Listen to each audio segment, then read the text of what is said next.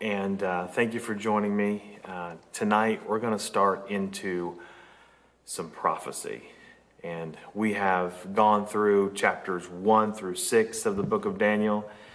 And so tonight, we start into the prophecy sections. And so some of these sections are going to be difficult. Some of these sections are going to be hard to understand at times. And so if you need to go get your brain off of the charger and go put it on, you can do that, because we're going to talk through some of these things. And sometimes they're going to be harder to understand. Some things will be easy. But hopefully I can structure things in such a way that you get to see the bigger picture.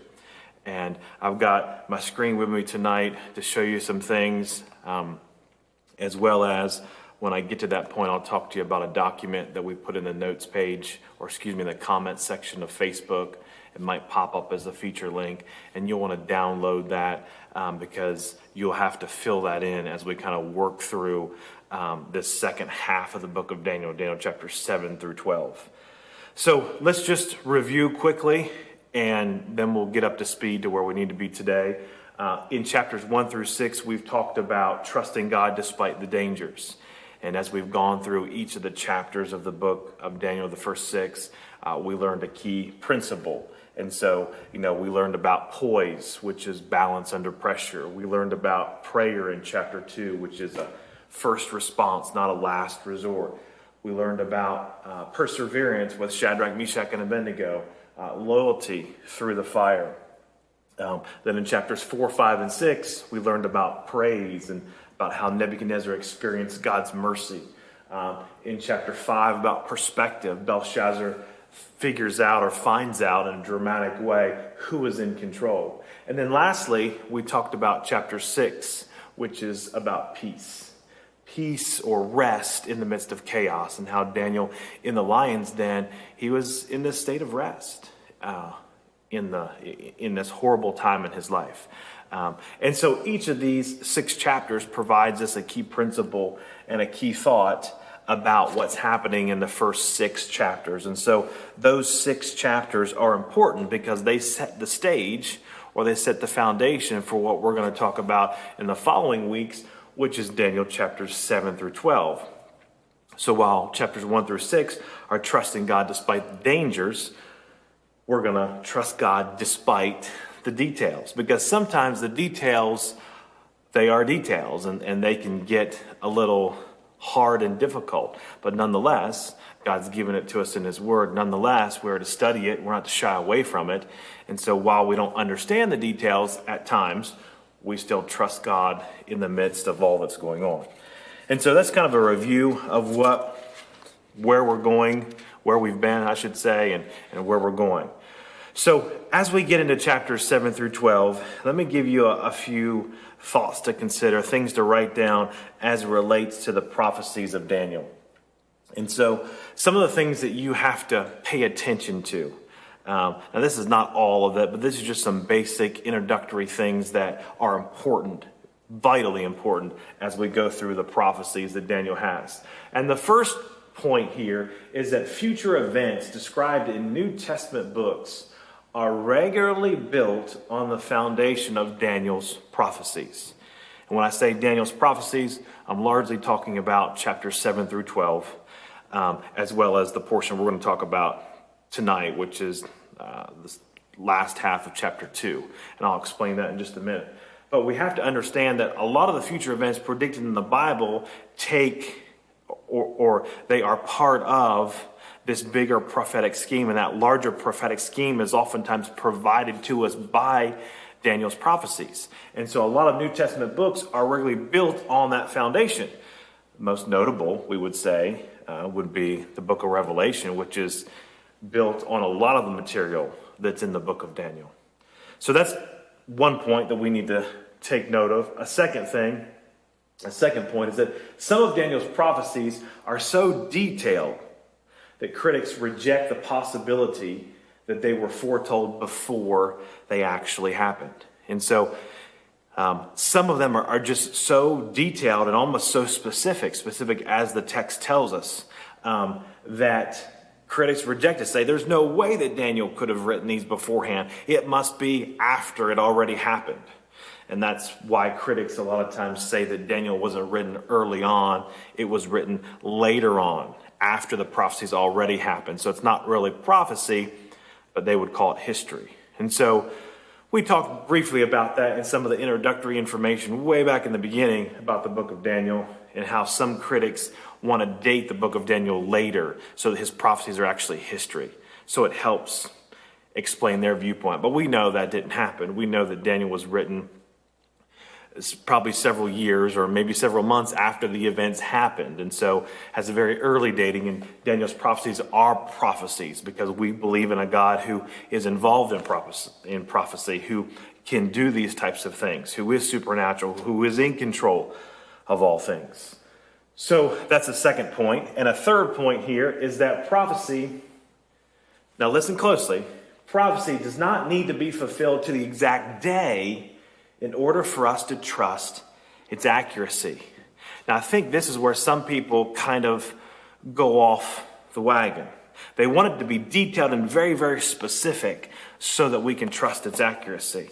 Well, that's not the case. Prophecy does not have to be fulfilled to the exact day in order for it to be accurate. And I'll explain that as we get into chapter 9 and the prophecies of 77s. In fact, some scholars, great men, smart men, intelligent men, have taken the time to analyze Daniel's prophecy of the 77s, of the 490 years, and translate it into days, and figured out the exact time and date of what Daniel was prophesying. And we'll talk about why that could be a good thing, why it may not be the best thing, according to the text. Because remember, the text, the Bible text, is king. And we pay attention to what the text says, and we try not to force anything on the text, but let the text speak to us, to speak for itself. So we'll talk about that when we get to there. But I want to give you these basic points of information about Daniel's prophecies so you understand. But the other part of this with Daniel's prophecies is that we need a quick reminder of interpretation. And so let me give you a few things to think about, because as you get into prophecy, you have people who want to interpret things, and you have to be careful because sometimes the interpretations don't match up. And so there are basic rules of grammar, rules of history, rules of culture that we apply. And you know what? You do these things in a subliminal way every time you interpret something. You pick up a piece of paper, you interpret it. You're interpreting what's on there. You read the newspaper, you interpret it. You pull up a social media feed, you're interpreting it. You're constantly doing this, and you don't know you're doing it. And so interpretation is very important. So here's a couple of rules, a couple of guidelines, we might say.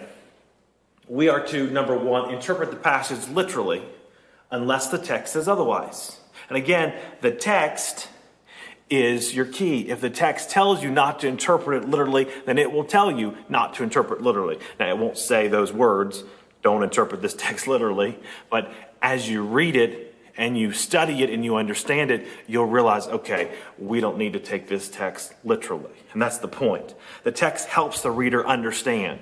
And as you go through some of the prophecies in Daniel, you have what I call my best friend in the book of Daniel. And my best friend is this fellow I call the interpreting angel. And oftentimes in the book of Daniel, as he's seen these visions, there's a character in the visions, an angel, who is giving the message to Daniel and telling them about it. And Daniel asks that messenger or that angel, what does all this mean? And the angel interprets it for him. So you know that interpretation is going to be 100% correct because it's coming from a divine source. That angel is interpreting it for him. And then an angel obviously has gotten that revelation from God himself. And so you're sure and safe with following that angel's interpretation, that interpreting angel. But sometimes the angel's not there. So sometimes we have to be careful about not taking things out of that context. Secondly, interpreting prophecy by comparing, interpret by comparing prophecy with prophecy.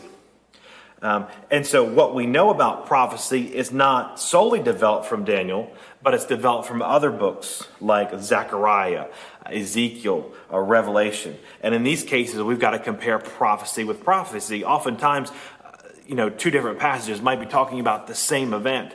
And so we'll go to both those passages and compare to get more information about that one event.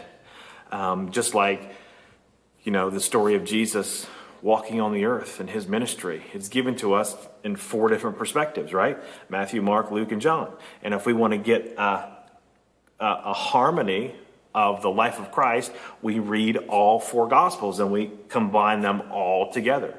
And so we get a comprehensive picture, we might say, of Jesus' life and ministry and times. Same way with prophecy. You read all these different other books, Ezekiel, Zechariah, other ones as well, Revelation, and you get this comprehensive picture. So we've got to compare prophecy with other prophecy. Third, you're to interpret prophecy in light of time intervals. And let me explain this. I don't want you to... this is important. Old Testament prophets, they did not know that the church was going to exist. And how do we know that? Well, because Paul said it. He said the church was not revealed. It was a mystery. That's what he said. Now, these Old Testament prophets, they did know that God was going to use some method of evangelizing the rest of the world because of what they prophesied. They knew that somehow God was going to bless all nations through Abraham, right? In Genesis chapter 12, verse 3, I will bless all nations through you, through the nation of Israel. So they knew somehow God was going to bless all the nations. We know that Isaiah said Israel was to be a light to the nations. Paul says in Ephesians that the mystery is that the Old Testament prophets spoke is now fulfilled in and through the church, okay? So these Old Testament prophets knew that God was going to do something to help the rest of the world come to a saving knowledge of Jesus. They just didn't know what he was going to use or the particular name. And so because they did not know God's plans for the church, there appears some time intervals in their prophecies. A classic example is Zechariah chapter 9, verses 9 through 10. And the first part of this verse talks about Jesus coming in Jerusalem, coming to Jerusalem riding upon a donkey. And then in the very next verse, it talks about how he, or Jesus, will establish his everlasting kingdom. Well, they're talking about 2 separate comings. The first coming of Christ, and then they're talking about the second coming. They're talking about the first coming as far as Jesus coming into Jerusalem. He was going to die on a cross. And then they're talking about some event that has yet to happen, Zechariah is. And so as this Old Testament prophet is predicting this, he's seeing two things, 2 different parts. And a lot of times we call this, some have termed this concept, they term it mountain peaks of prophecy. And that's just a way of saying when you look at mountains in the distance, it's very difficult to judge the distance between them. Oftentimes when I travel home, I've got to go up north in West Virginia, up towards Morgantown. I've got to go across the Appalachians there in western Maryland, and got to go across the mountains to get into the area of where I grew up in Delaware. And along that path, there are a lot of times where I think, we're not very far off. But then once we come over one mountain, there's this huge valley between this mountain and the next mountain. And in some places around here in the Appalachians, you find that principle to be the same. It doesn't look like it's very far from the peak of this mountaintop to the peak of that mountaintop, but you haven't gotten in the valley yet. Because once you get in the valley, you realize, whoa, we've got a lot of miles to travel before we get to the next mountain peak. And so Old Testament prophets, the prophecies that they saw, a lot of times they saw the first coming of Jesus and they saw the second coming. But they didn't see what's in between, this valley. They knew it was there. They just didn't know what it was called, what the importance of it is. Now, we know now because Paul tells us that mystery, that thing they didn't understand, is called the church. And so we have to understand this. Old Testament prophets did not see the valley that we now know as the church age, that God had planned between the first coming of Christ in Bethlehem and the second coming of Christ at the end of the tribulation period, okay? So time intervals, that's a key that we're going to come back to. A fourth thing here is that we're to interpret figurative language and symbols scripturally. We're to interpret these things scripturally. Now, what we're talking about this, let me put up three different things here. We need to pay attention, and I think you can see this. Hopefully the screen's not in the way of the camera. But immediate context, larger context, and historical cultural context. And this is what I mean.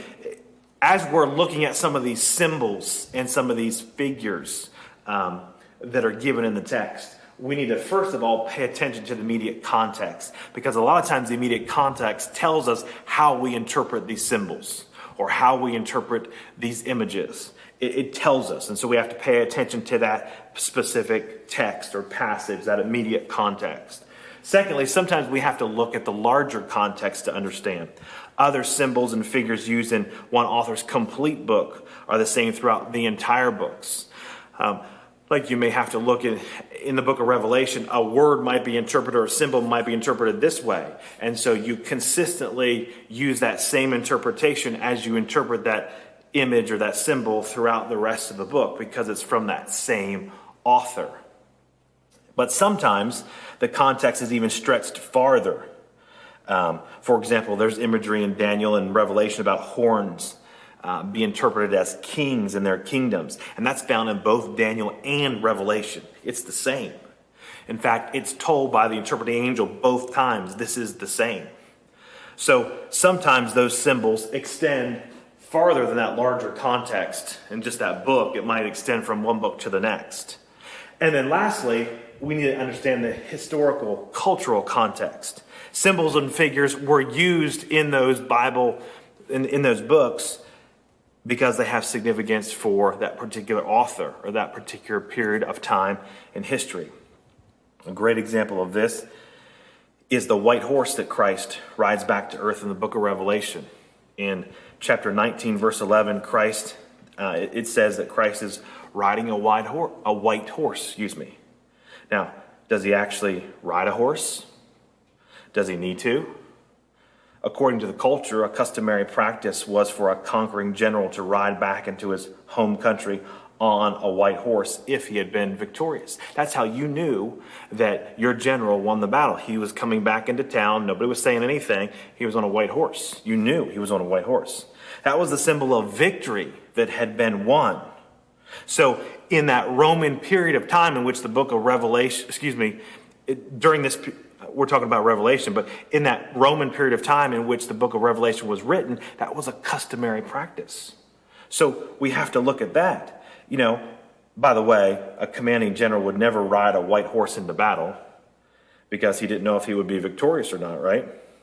But if you look at Revelation 19, you find that Christ comes back the second time in the book of Revelation, and he rides a white horse into the battle of Armageddon because he knows that he's going to be victorious. Now, is Christ going to come back on a literal white horse? Maybe.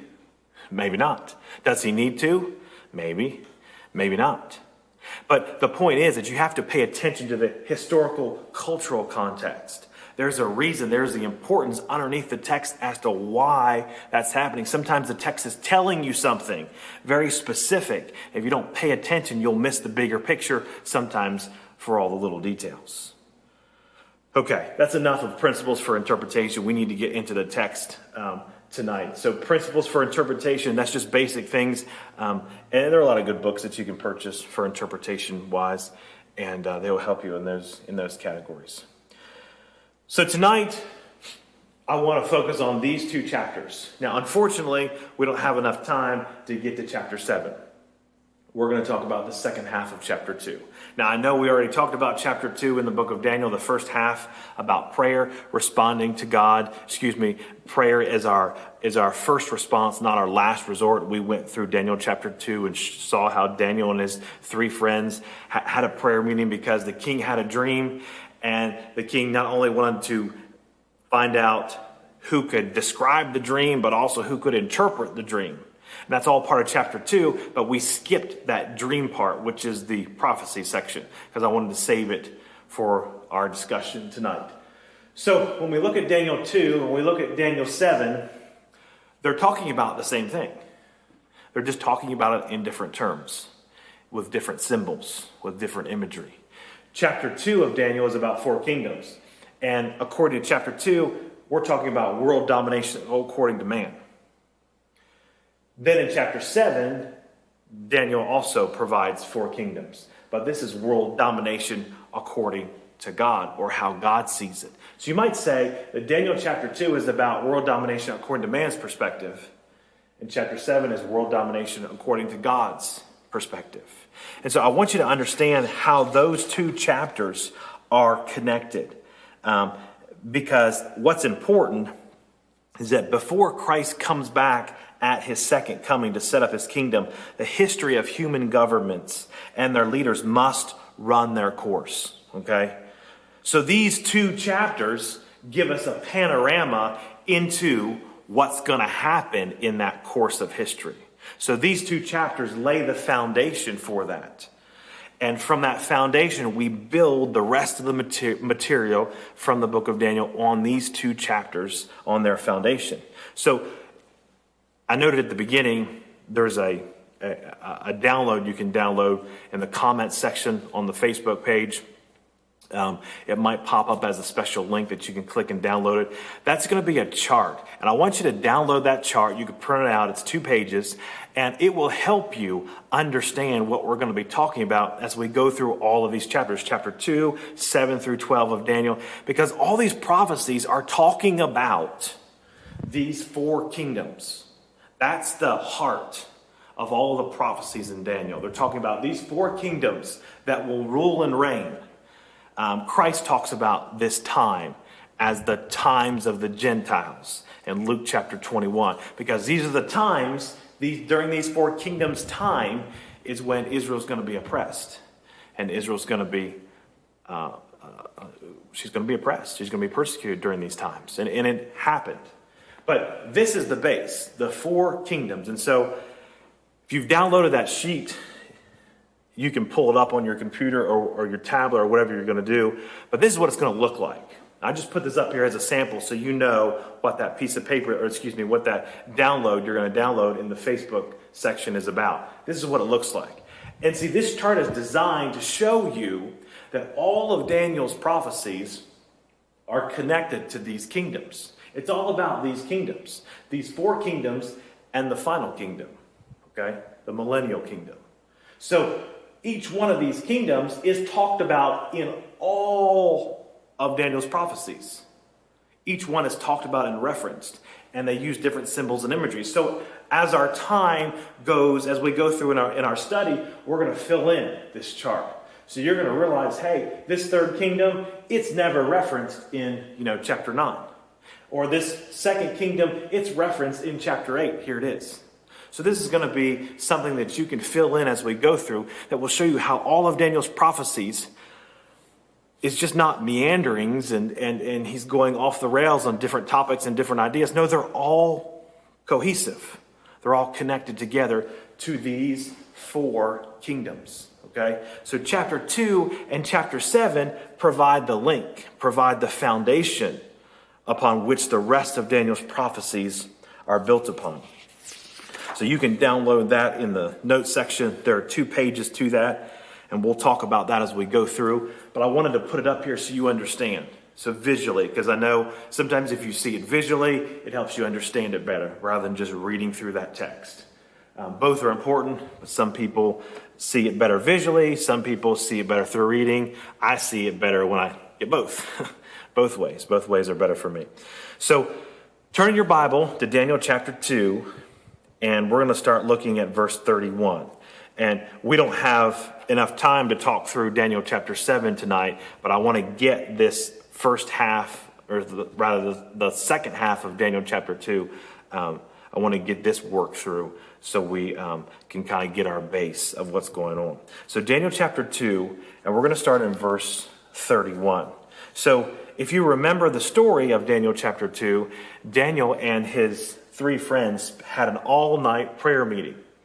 And as a result, God revealed to Daniel not only the description of Nebuchadnezzar's dream, but the interpretation of the dream as well. And so that's kind of where we pick up. So Daniel gets an audience with the king. He goes in, And this is what he says. Look at verse 31 of Daniel chapter 2. You, O king, were watching, and behold, a great image. This great image, whose splendor was excellent, stood before you, and its form was awesome. This image's head was of fine gold, its chest and arms of silver, its belly and thighs of bronze, its legs of iron, its feet partly of iron and partly of clay. You watched while a stone was cut out without hands, which struck the image on its feet of iron and clay and broke them in pieces. Then the iron, the clay, the bronze, the silver, and the gold were crushed together and became like chaff or like wind from the summer threshing floor.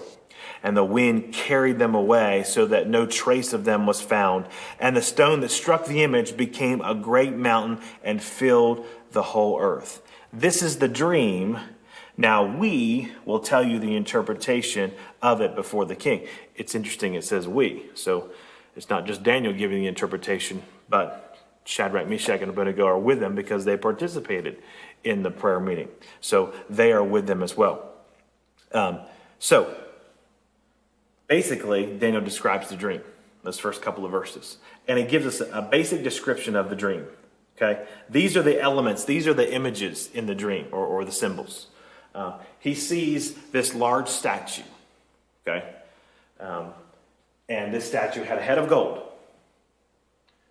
By the way, that's interesting because you know what happens in chapter 3. We study that. Nebuchadnezzar makes an image of what? A head of gold. Where do you think he got the idea from? Probably from here.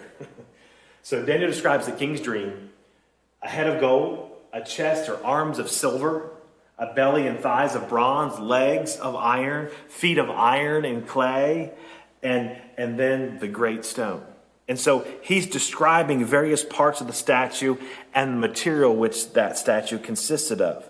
And then he's going to interpret the statue and its metals, but simply for now, he's just telling the king so that the king will trust his interpretation, because Daniel has described the dream in detail. He's saying, listen, the head was of gold, the chest and arms was silver, the belly and thighs were of bronze. He's giving a lot of details here. So now Nebuchadnezzar is able to trust Daniel's interpretation because Daniel has all the details and he has those details correctly. Now the focus of the image, the focus of the statue is not the statue itself, but on the rock or the stone that just completely destroys the statue. That's the focus, because that's God's kingdom. That's that millennial kingdom that's still coming. That's the everlasting kingdom that we'll reference time and time again.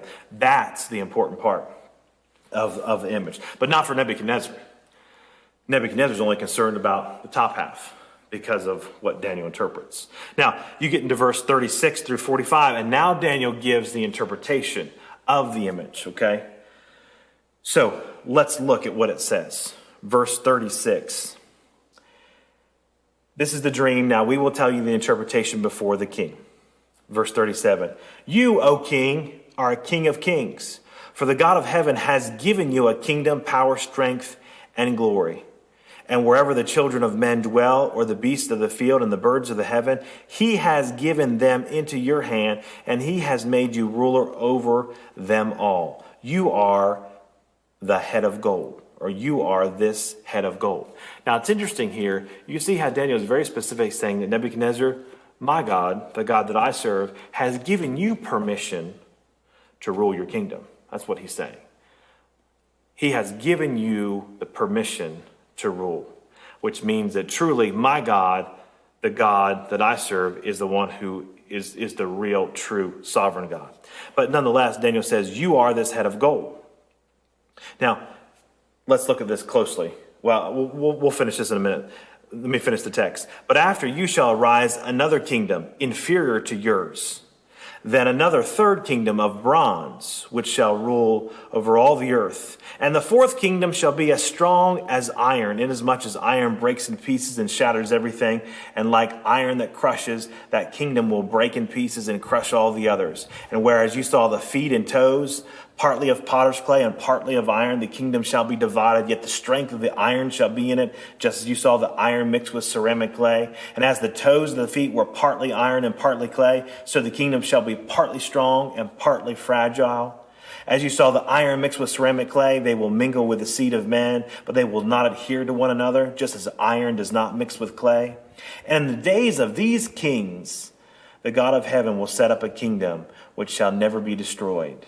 And the kingdom shall not be left to another people. It shall break in pieces and consume all these kingdoms, and it shall stand forever. Inasmuch as you saw that the stone was cut out of the mountain without hands, and that it broke in pieces the iron, the bronze, the clay, the silver, the gold, the great God has made known to the king what will come to pass after this. This dream is certain, and the interpretation is sure. Now that's a lot of information that Daniel gives. And the only thing that Nebuchadnezzar is concerned about is the first part of it, the head of gold. Now, before we get into the actual text and go back to our chart and go through and fill in some of the details, I want to talk about some observations we can make, okay? So Daniel interprets the king's dream. We know that. Now, I want to give you 5 observations about this image, okay? And I think coming from a broader perspective, or a 30,000 feet perspective, this might help you understand how everything is connected. I hope it will. First of all, you need to understand that a unity or bond exists, okay, between the 4 kingdoms. A unity or bond exists between the 4 kingdoms.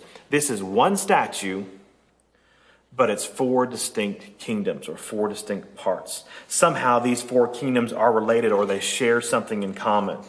And this common element seems to be that these were all Gentile kingdoms, kingdoms which subjugated and dominated the land of Israel, okay?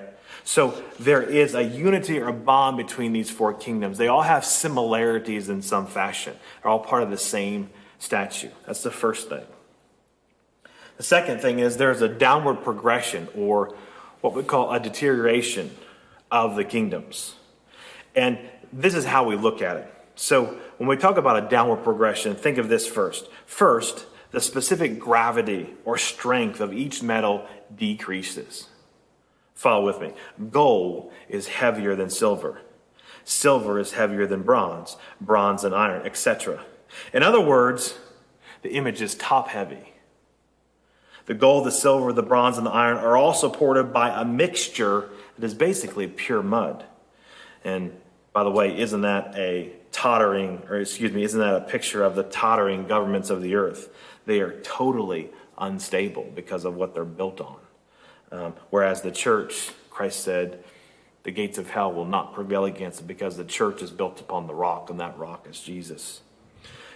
Second, the descending scale of value from gold to clay suggests that each degeneration of the human race through the ages is prevalent. And what we mean by that is that each kingdom is built upon the ruins of the one before it. The world is not getting better, it's getting worse. The longer man would attempt to rule the earth apart from God, the more degenerate that rule would become. You know, while human beings operate on the principle that we get better and stronger with time, right? Technology, everything's getting better and stronger with time. God's vision undercuts our understanding, informing us that the actual opposite is true. Ironically, the term feet of clay has become an idiom in our language for a point of weakness in an otherwise strong person or institution. So there's a deterioration. The strength deteriorates. The descending scale of value from gold to clay degenerates. And then third, the power of government is also represented in the statue. As the statue divides and subdivides down to its feet, it shows us how each kingdom is inferior to the last kingdom. For example, Babylon was a monarchy ruled by the iron hand of Nebuchadnezzar, right? Well, the Medes and the Persians had a government ruled by a few men. The Greeks' form of government was an aristocracy, is what it was, ruled by the nobility. And then Rome was an imperialistic government. And so in God's mind, democracy is not his kind of government. His kind of government is a monarchy in which he himself will set up one day, and Jesus Christ himself will be the ruler. So we have a deteriorating form of government. Started with Nebuchadnezzar being the one who is the main one in control in Babylon. And as mankind's governments progress, more and more people share that control. While today we may say the president is our leader, but you have the House of Representatives, you have the Senate, you have the Supreme Court, you have all the other individuals, Republican, Independent, Democratic parties, all these leaders. It's not just one, it's all these leaders. So you can see how it's deteriorated from one to the next. Now, a third point here, the strength of the metals increase from bottom to top. Iron is the strongest, gold is the weakest. The longer that man would attempt to rule the earth apart from God, the more that rule would be characterized by wars, by militarism, by ruling and conquest. As we degenerate immorality, we increase in force, is what he's saying. Fourth, all metals were of human origin, but the stone here that was cut out without hands is of divine origin. The statue is an object that is made with human hands and human ingenuity. But the stone, the rock, is explicitly said in the text not to be the result of any human hand or human ingenuity. It's made without hands. In this way, Daniel speaks to the people of Babylon, saying that in spite of the present circumstances, God will defeat the forces that rule over them. Daniel is not relating to what was going to be completed in one moment. He just wants to teach us that the kingdoms of the world are transient. There's only one eternal kingdom. That kingdom represented by the stone here in the symbolism. So, all metals were of human origin, but the stone is of divine origin. And the last point here, number 5, the focus of the vision is on the stone that annihilates the statue. That's the focus of the vision. The focus is always on the stone.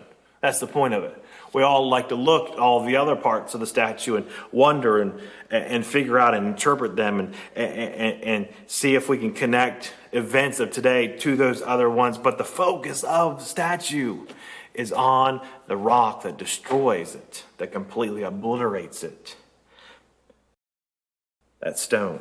So let's talk about each individual section here. So the first thing we talked about in verses 37 and 38 as we read through them is the head of gold. I think I'll put that up there for you.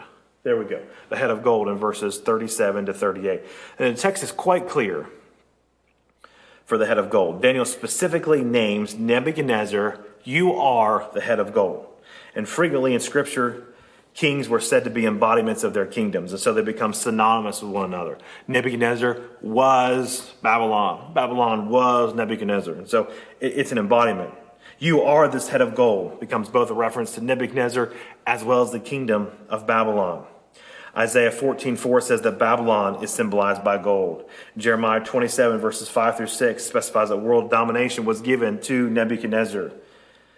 Don't miss also how the emphasis we talked about on sovereignty, the fact that God's in control. God's giving him the right to rule. God gave Nebuchadnezzar the kingdom. He gave him the right to rule. By the way, Marduk, which is the chief god of Babylon, was also called the god of gold. And Babylon used gold extensively in its buildings and its shrines and its images. So you get the point. So if you've got that chart, or if you printed that chart, you can fill it in. And you put the first kingdom here. This section of the chart here is about the 3 kingdoms, okay? 1, 2, 3. This is the first page of that document. So we're going to put Babylon here as the first kingdom. In chapter 2, the statue of metals, Babylon is the head of gold. So that's how you'll do. Just put something in there. You can put the reference in there if you want, verses 37 and 38 of chapter 2, if you want that. The second thing that Daniel sees, or Daniel interprets rather, is the chest and arms of silver. And you find this very briefly here, chapter 2, verse 39, the first part of it is talking about the second kingdom. It says, "But after you shall rise another kingdom inferior to yours." Okay? Another kingdom rises after Babylon is inferior to it. The word inferior literally means earthward or downward is what it means. So it literally means that each successive kingdom will be more earthly and be more downward. Okay? So downward towards the statue. Daniel is simply moving down the statue as he explains the meaning. The meaning here seems to be very clear. As man's kingdoms evolve through the centuries, kingdoms become more self-centered and tend to decline. It's a downward spiral that worsens, reaching its worst during the tribulation, when the Antichrist sets up his kingdom. It's also important to note that the word inferior does not necessarily have reference to size or geographical holdings, as each successive kingdom seems to amass more and more territory than the original kingdom of gold, or kingdom of Babylon. Now, the next world empire that comes along is the Medo-Persian Empire, represented by the 2 arms of the statue. chapter 7 and chapter 8 speak more about the twofold division of the Medo-Persian Empire. But we've already talked about the Medo-Persian Empire, and you didn't realize it. We talked about it in Daniel chapter 6, verses 8 and 15, where the text talks about the law of the Medes and the Persians, or the Medo-Persian Empire. Also, another text in 2 Chronicles 36:20 shows that the Bible writers of the Chronicles believe that Persia followed the Babylonian kingdom without any intermediate Median kingdom. The Medo-Persian kingdom is what we simply call it, but the Persian part of the Medo-Persian kingdom was the stronger element, we might say. Medo-Persia became noted for basing its power on money, which was collected through an extensive tax system. And so if you're upset that you got to pay a lot of taxes this year, or maybe you don't got to pay a lot, you can thank the Medo-Persian Empire because they first developed that system. They also first developed the postal system too. So you can add that to your list of fun facts for a night. So we're going to put this in the text. Chapter 8 talks a lot more about the Medo-Persian Empire, but I'm going to go ahead and put it here so you can have it written down. The second kingdom is the Medo-Persian Empire, the second one, and they're symbolized by the chest and arms of silver, okay? And so the chest and arms of silver, so you've got two parts to this kingdom, the Medes and the Persians. So physically, a head of gold, and physically two kingdoms, the Medo-Persian kingdom. So there's your imagery, if you want to look at it that way. The next one is the belly and thighs of bronze, and that's mentioned briefly again. Oops, I didn't put it up there, did I? The belly and thighs of bronze, chapter 2, verse 39, the second part of the verse, 39b. It says, then another kingdom, a third kingdom of bronze, which shall rule, it says, over all the earth. According to history, the kingdom that follows the Medo-Persian kingdom was the kingdom of Greece. And this kingdom was unique in that it is said to rule over the entire earth, or the known world at that time. The Medo-Persian Empire had essentially taken over Babylon and gathered up some more property. So as the Medo-Persian Empire took over Babylon, Babylon was essentially annexed as a big province. And it also took up more property as well. But now, the exploits and conquering abilities of a famous general, Alexander the Great, allowed this third kingdom of Greece to have rule over the known world. This kingdom and how it gets divided is also talked about in chapters 7 and chapter 8. But Greece was also known for its use of bronze and how they developed it for the instruments of war. So bronze here. So we'll fill in the third one here. Greece is the belly and thighs of bronze. All right? Belly and thighs of bronze for Greece. And I'll explain some of the details with that one as we get to that point. So the belly and the thighs. Now, what we know to happen in the history of the Grecian Empire, Alexander the Great, a great general, he ruled the world. He conquered the world. And it's said, as the story goes, that when he conquered all the known world, he sat down and cried because he had no more world to conquer. He died at a young age, and the kingdom was left to 4 of his generals. Now, those 4 generals all didn't rule separate parts of the kingdom, but eventually his kingdom boiled down to 2 different lines, the Ptolemies and the Seleucids, and they essentially ruled these 2 dynasties. So if you think about it, from the picture of the statue, I'm using myself as the statue, right? The belly of bronze is Alexander the Great. He's the one ruler. Then it goes down to the legs. His kingdom gets divided into 2 dynasties, 2 lines. The Ptolemies and the Seleucids. So there's your imagery. So Daniel's using something, he's using the image of a statue, which is a universal image. Everybody knows what a statue looks like. We're talking about the statue of a man. Everybody knows what a man's statue looks like. So he's using imagery that everybody would know that's universal. In fact, a lot of the images that Daniel uses in his prophecies are universal.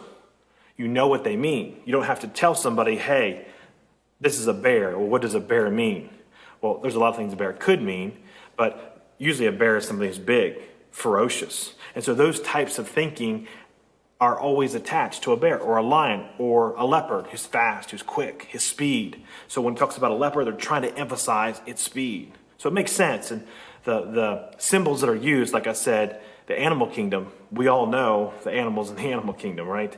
They were part of the Garden of Eden at the very beginning. So he's using images that everybody would know. So there's no secret understanding to this prophecy. He's giving us information that everyone should know. All right, we'll go on to the next one. Verse 40, chapter 2, verse 40 is the legs of iron. It says, and the fourth kingdom shall be as strong as iron, inasmuch as iron breaks in pieces and shatters everything, and like iron that crushes, that kingdom will break in pieces and crush all others. So the fourth kingdom has been historically identified by many as Rome. However, the only major issue with this interpretation is that the text itself does not identify this fourth kingdom. It does not say, remember you got to pay attention to the text. It does not say Rome is the fourth kingdom. It does, however, say Babylon, you're the first kingdom. Medo-Persia, you're the second kingdom. Greece, you're the third kingdom. We just saw how it said that for Babylon. In Daniel chapter 8, verses 20 to 21, it identifies specifically the second and third kingdoms by name, just like Daniel identifies Babylon as the first king. But when you get to the fourth kingdom, it's not given a name. And some have said, well, might not have been given a name because Daniel didn't know about the kingdom, or it wasn't a kingdom at the time. Well, Greece wasn't a kingdom at the time when the Medo-Persians were ruling. It wasn't even a strong kingdom at that time. There were even no contacts with Greece at that time. So we can't really say that. We do, however, know that the kingdom to rule after Greece is the Roman Empire, which is why many like to identify this fourth kingdom as Rome. And with all that said, be it known that I don't call this fourth kingdom Rome. Part of it is Rome. I like to call it man's final kingdom, because the next kingdom that comes in, the vision is God's kingdom, is that millennial kingdom. So the best working interpretation might be that Rome commenced or started the reign of this fourth kingdom, while another future nation might end it. Rome was noted for its use of iron and military weaponry, and the nation would definitely crush the world with its military strength. Up to this point, as we've already mentioned, many identify the fourth kingdom as Rome, but the feet and toes of iron and clay have provided a chance for some scholars to look at differently. So on the next page in your chart, you're going to put in the fourth kingdom. Okay? This is all the fourth kingdom on the second page in your notes. All this is the fourth kingdom. So as you can see, there's different parts to the fourth kingdom. The first, second, and third kingdoms, as we've already referenced them, and we'll show them again, we've already referenced them, they all just had one line. One kingdom. Very simple. Kingdom came into existence, it ruled, it left. Kingdom came into existence, it ruled, it left. Three of those kingdoms. But the fourth kingdom is different. The fourth kingdom begins, we're saying, with Rome. And that's symbolized by legs of iron in this text. Now, part of the rest of the kingdom, verses 41 to 43, talk about the feet of iron and clay, or the toes, feet and toes of iron and clay. It says, whereas you saw feet and toes partly of potter's clay and partly of iron, the kingdom shall be divided. Yet the strength of the iron shall be in it, just as you saw the iron mixed with ceramic clay. And as the toes of the feet were partly of iron and partly of clay, so the kingdom shall be partly strong and partly fragile. As you saw iron mixed with ceramic clay, they will mingle with the seed of man, but they will not adhere to one another, just as iron does not mix with clay. Now, before we make some observations about what's going on here, let me give you the two major viewpoints that are offered to understand how the feet and toes of iron and clay are represented in the statue.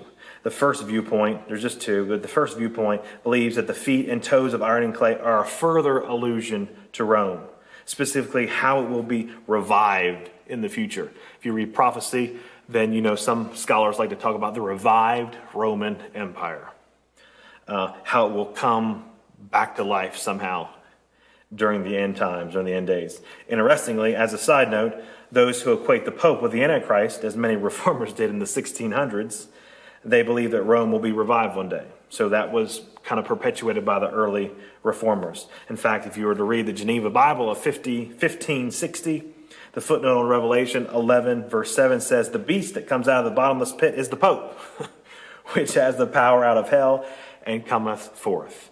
So some of those early reformers believed that because of the Pope, they were equating the Pope with the Antichrist. So lest you think that some of those early reformers were nice and kind, they put those notes in their actual Bible that they published. So that's the first viewpoint. There's a revived Roman Empire, and that's what this section is talking about, verses 41 to 43. But the second viewpoint simply states that the feet and toes of iron and clay are symbolic of another kingdom that will arise in the last days, one that does not have a connection with the Roman Empire, but is still part of that fourth kingdom. So let me explain it this way. Let me make a few observations, and then I will change it for you. First, since the feet and toes of iron and clay naturally come from the iron legs, then these two parts of the statue, to me, are connected in some way. Daniel does not say specifically that the legs form a fifth kingdom. He hasn't gone to the fifth kingdom yet. The fifth kingdom is the kingdom represented by the stone, which topples all the other kingdoms and grows and becomes a great mountain and takes over the entire earth. The millennial kingdom that will rule, that God will allow his son to rule and over all the earth. That's what it's talking about. So we're still referencing the fourth kingdom. We haven't gone away from the fourth kingdom. He's still referencing it with particular detail to a part of that fourth kingdom, the feet and toes of that statue. It's as if this Roman Empire regressed from iron only into iron mixed with clay. And we know that the Roman Empire was strong at once, but then it regressed. It got weaker and weaker and weaker until it finally fell. Second, and as noted before, this fourth kingdom is not named. That is, it's not identified with any nation or kingdom. So I think, it's my opinion, that this is a major key in understanding the identity of the fourth empire. Babylon is identified by Daniel as the head of gold. We know Medo-Persia comes next because Babylon falls to them, and Daniel 8 identifies them as the second kingdom. Daniel 8 also identifies the kingdom of Greece. Now, what's even more helpful is getting to chapter 7, because chapter 7's message and chapter 2's message, taken from a different perspective, are talking about the same thing. So let me just give you the next part of the notes, and we'll handle it from there. So the way I understand the text, and this is all of that book of Daniel, this is all of Revelation. In my mind, this is all how it goes together. It's how I have understood it as I have studied through it. Now, obviously, there are parts of it that I'm more confident in, and parts of it that, I can be persuaded to go one way or another. It's not sure and fast. So this second phase of this fourth kingdom, okay? So this fourth kingdom that we're talking about began with the kingdom of Rome, and it was legs of iron. And there are parts of this fourth kingdom, because we're following along with the text, that are still yet to happen. These parts are future. These parts haven't happened yet. There hasn't been 10 kings or a 10 ruler nation over the entire earth. That hasn't happened in our history yet. There's not a 10 nation confederacy that rules over the whole world. It hasn't happened yet. So to me, this is yet future. So because of the present age that we're in right now, guess what? This second kingdom of Rome is here. They disintegrate. Guess what? We're in the church age. So I put the church age here. So we are presently, although we're in the church age, we're part of this fourth kingdom. We're living in the fourth kingdom, we might say. Because these events here below the church age haven't happened yet. They are yet future. So you can look at it this way. To me, the fourth kingdom has 3 phases to it. The first phase is Rome. The second phase is these 10 rulers and 10 kings. And the third phase, well, we'll tell you about that in a minute. So that's the way I see it. That this fourth kingdom has several phases or several stages to it. And some of those phases are in the past, while some of those phases are still in the future. The first stage or phase of this fourth kingdom is ancient Rome, again symbolized by the legs of iron, like we talked about. Verse 40 talks about the strength and the force with which Rome conquered the world. However, like we talked about, verses 41, 42, and 43 of chapter 2 talk specifically about the other phases of the fourth kingdom. But whether they are past or future, sometimes we're uncertain. And when we get to the 10 toes, which later we see represent the 10 kings and 10 rulers, we see this phrase as future. And so I'm not going to go into some other details. I'm going to allow us to get to those other passages, but just know that there are other passages that we're going to look at and going to read that are going to confirm, at least in my mind, what's happening here. I'm not going to bog you down with all those details. So we don't have much time, so let's get to the last part. The last one, a stone that struck the statue.